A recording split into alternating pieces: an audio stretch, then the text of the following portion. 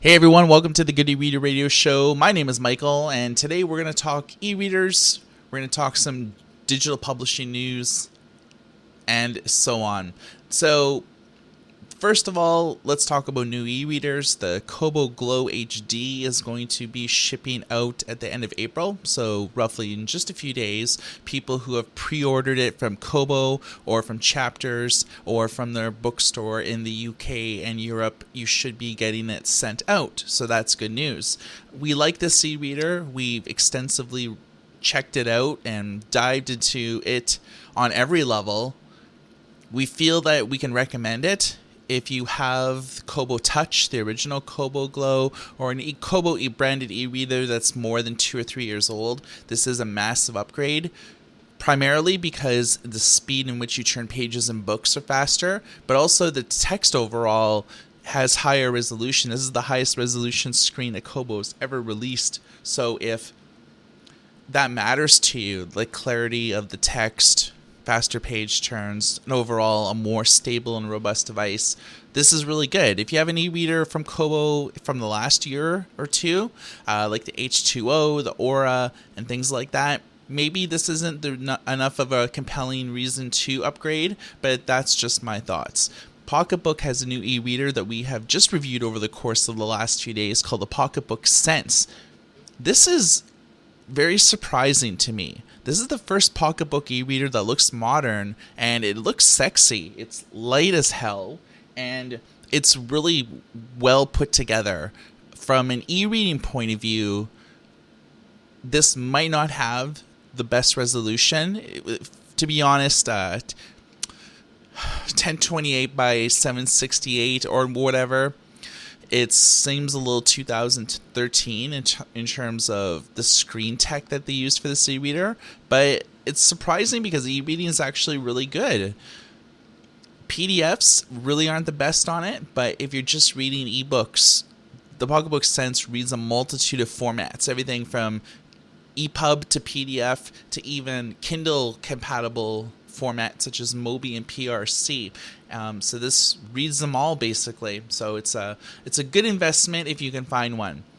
In other Kobo news, Kobo has exclusively said that they will publish the ebook for the Jian Gomeshi book that is being written right now. It's going to be coming out in June. So this guy was in Canada, at least, major personality. He had a podcast, but he was also had his own show for a while in which he would candidly interview people. He interviewed Barbra Streisand, who's notorious for not doing very many interviews, but his style of interviews really relaxed and chilled. And his podcast actually at CBC Radio 1 was really good. He got probably the most listened to show in Canada. So Toronto Star investigative reporter Kevin Donovan is slated to write it. This guy fell from grace spectacularly. I guess it come out that he's into a lot of weird sexual type stuff. I won't really dive into it, but needless to say, he's in court facing 8 counts. Basically, jaded ex-girlfriend was just like, dude, this guy's whack, he does a lot of really weird stuff, and I'm not really into that, and he kind of forced it on me. So he said, she said type of thing. So that's why he basically lost his job at CBC Radio 1, penned an epic Facebook post on like his sexual nature and like what he's really into. And yeah, I thought it was very weird. It's not too often that, at this point, a lot of celebrities will go into like damage control. They'll have like publicists and spin doctors and stuff that they'll hire in order to take away from what's really going on. They won't really be honest and forthcoming. I think that that's really the difference between celebrity culture in the States that are more prone to do things like that and Canadian celebrities, where a lot of Canadian celebrities aren't really known.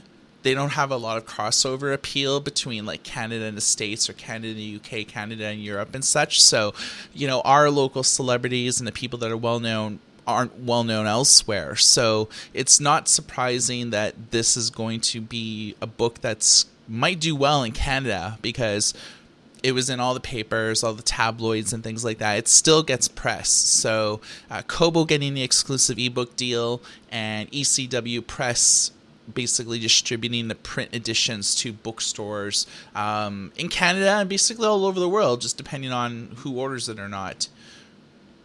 If you are into Google tablets, the Nexus 7 has been recently discontinued. It was originally released in 2013, and Google had been selling it on their website until late last week. Friday was the cutoff date. And so you can't really get this anymore. Why should you care? Well, the Google line of tablets are really good for a vanilla Android experience. When you buy like a Samsung, an LG, an HTC phone, all those phone companies put a lot of bloatware on it. So you might have 3 different app stores if you buy a Samsung phone. You might have the Samsung App Store, the Google App Store, and other app stores, as well as all of their different branded apps. So when you just take it out of the box, there's like 40 apps pre-installed. A lot of them you can't uninstall. The nice thing about the Google tablets is it's pure Android. You get the Google apps, but that's basically it. So those tablets tend to receive OS upgrades very quickly because there's no barriers like there are with, say, Samsung with their TouchWiz interface. It takes a while for the new versions of Android to come out that'll play nicely with their UI elements and things like that. So that's kind of why when new versions of Android comes out, a lot of phones don't get them right away, but pure Google devices do get them right away. So if you want to play with all the new features, Google tablets is the way to go. I think that they're still selling the Nexus 9 right now, but it's like $499, so it's pretty expensive. The 7-inch tablet, both in Wi-Fi and 3G, pretty inexpensive, like $1.50, $150, $199, and so on. So there is like a lot of things happening, but what I've basically told you all were the most prevalent in terms of the last few weeks of news. I guess I'll probably leave it off about Scholastic Storia. We all remember book fairs when we were probably young. Growing up in Thunder Bay, Ontario, Canada, we didn't really have, when I was growing up, there wasn't Chapters bookstores. If I wanted to buy a book, I had to go to a mom and pop independent bookstore. There was a sci-fi fantasy bookshop I would buy a lot of. So kind of young Michael was reading a lot of Dragonlance, Forgotten Realms, kind of books like that, and then getting involved in like the Hitchhiker's Guide to the Galaxy. And most youth, you kind of work your way upwards to progressively getting out of fiction and going to nonfiction. So I'm in a big nonfiction thing right now.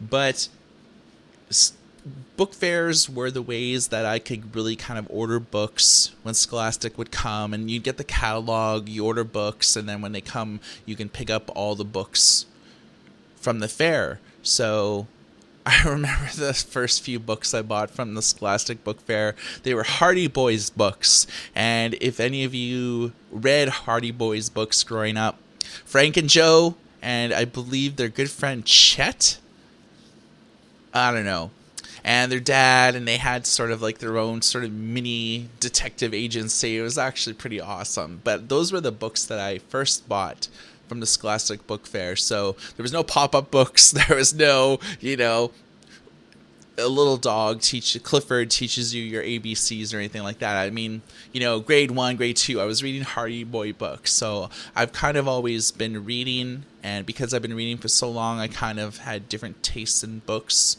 than my peers.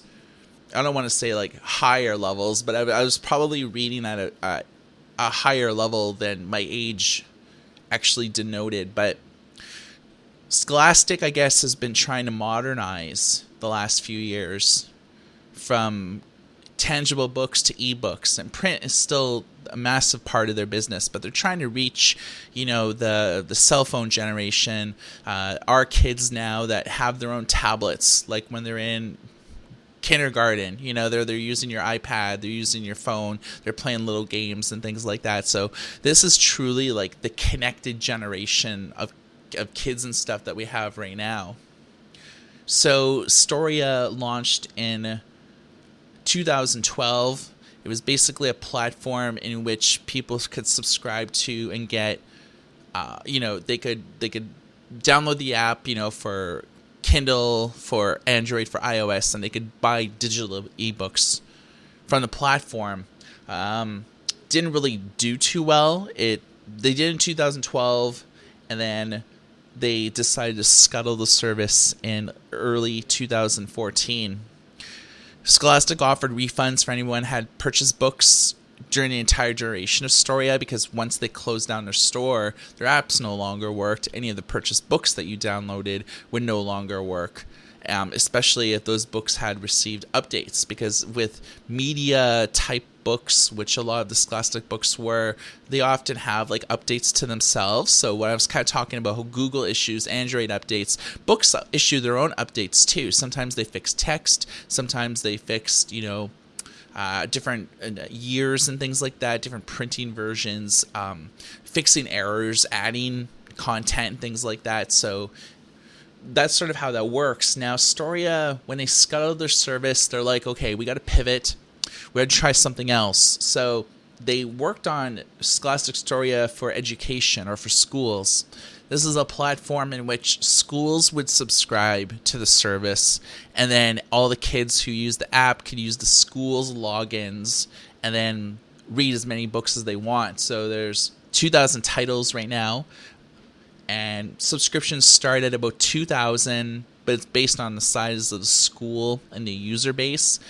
One of the things that teachers could do with this sort of unlimited Netflix for kids ebooks type of service is that they could organize their own collections. So if you're like in an English class, you could make a specific like mini library that all the kids in your class have access to. If you're in science, sort of the same thing, you do like a science theme thing. Or if the school has any remedial reading, for their specific books as part of any of the classes, they could distribute it and not have to pay anything extra beyond their monthly subscription fee to Scholastic.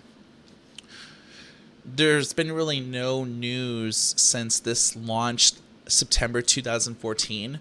I haven't heard a peep from Scholastic. No press releases, no updates, no, And this is always weird, because all the time it's like, hey, we just reached this milestone, we just reached this benchmark, we went from 2,000 books to 5,000 in a period of months, or schools all over the country are raving about Storia and having snippets from principals and teachers about how much they dig the platform. I mean, with that, if you follow the publishing or digital publishing or ebook industry, all the time it's like Amazon press release, Barnes & Noble press release, Kobo press release, anybody who's involved in apps creation, hey, we just got this new app, blah, blah, blah, it's awesome. But with a big thing like Storia, the fact that they're not promoting it for the media or reaching any type of goals or benchmarks, I find oddly perturbing, because this is just so different from every other sort of digital platform out there. So Scholastic is working on something that will debut loosely sometime in 2015. It allows parents to subscribe on an individual basis to this Netflix for ebooks subscription platform. So schools can do it right now, but parents will be able to do it on an individual level. But I'm not really sold on this like all-you-can-eat ebook platform. It's not because the business model is inherently flawed, but I feel that the public has yet to accept it in a meaningful way, because all of the sheer amount of titles in a library are very overwhelming. It's really hard to make a decision when what you want to read if you are staring at a wall of 2,000 titles. Whereas if you're going to a bookstore, it's presented in a very easy to digest manner, which is why a lot of people still buy print books. They don't buy print books just because it's like, this is what I grew up on, this is what I'm going to read. those same people are on Google News, or they're using RRS feeds, or they're, checking out BuzzFeed or things like that to get their online news. So people aren't adverse to reading digitally, as the sheer amount of e-readers sold every year, the sheer amount of reading apps available for tablets. People are reading digitally. It's just that with the Netflix for ebooks concept, there's just so many titles that it's hard to make a decision. Whereas, the aforementioned bookstore, you look at the bestsellers of the week and it's like, 20 titles, or, books written from Canadian authors, and it's like a wall of 15 titles. It's really easy to look at each title individually, check it out, see if anything resonates with you. But if I was looking at a wall of 2,000 titles, I'd be like, wow, where do I start just picking books at random and looking at them? It's just, it's too overwhelming. And I think that's probably why we haven't heard much about Storia for education, and because I don't know if the public's yet embracing it.